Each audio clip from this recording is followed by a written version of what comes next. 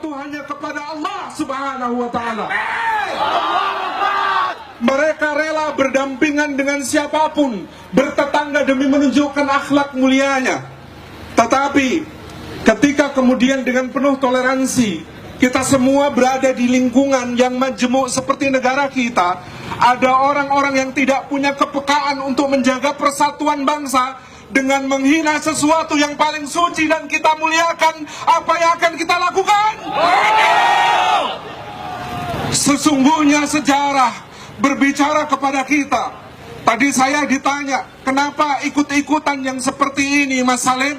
Saya jawab, perdamaian antara Salahuddin Al-Ayyubi dan Raja Baldwin keempat ketika itu tetap akan berlangsung. Tetapi Salahuddin memberi satu syarat. Apa itu? Reynald de Chatillon, orang yang paling banyak melakukan kejahatan, mengusiri kaum muslimin dari kampung-kampungnya, merampoki orang-orang yang berhaji ketika itu ke Baitullah, dan melakukan penistaan kepada ayat-ayat suci, diserahkan kepada hukum. Allahu Akbar. Dan sejarah di Yogyakarta ini, mohon maaf, bukan sara, kita ingin sebut satu fakta sejarah. Tahu kenapa saudara-saudara Tionghoa tidak punya hak milik di wilayah Yogyakarta?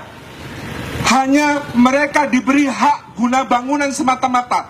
Mohon maaf, ini fakta sejarah yang harus dilihat dan diakui. Pada agresi militer kedua Belanda, Desember 1948, komunitas Tionghoa yang ada di Yogyakarta memberikan sokongan kepada para agresor Belanda itu. Maka pada tahun 1950, ketika tegak kembali NKRI kita dari Yogyakarta ini, mereka sudah bersiap-siap eksodus.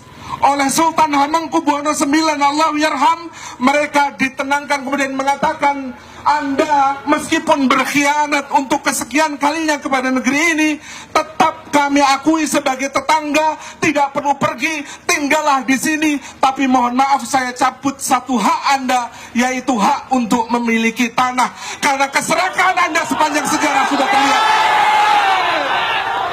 Inilah kenapa kita punya keistimewaan di Yogyakarta ini. Orang-orang yang punya sejak awal mental serakah dibatasi keserakahannya.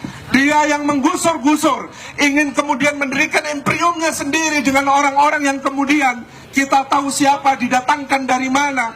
Sesungguhnya harus segera diproses secara hukum, karena dia dengan serapan anggarannya yang rendah di DKI, semuanya dia bangun dengan fasilitas yang diberikan oleh para kontraktor, para pengembang yang tidak bisa diaudit, dan kita tidak tahu ada apa di balik itu.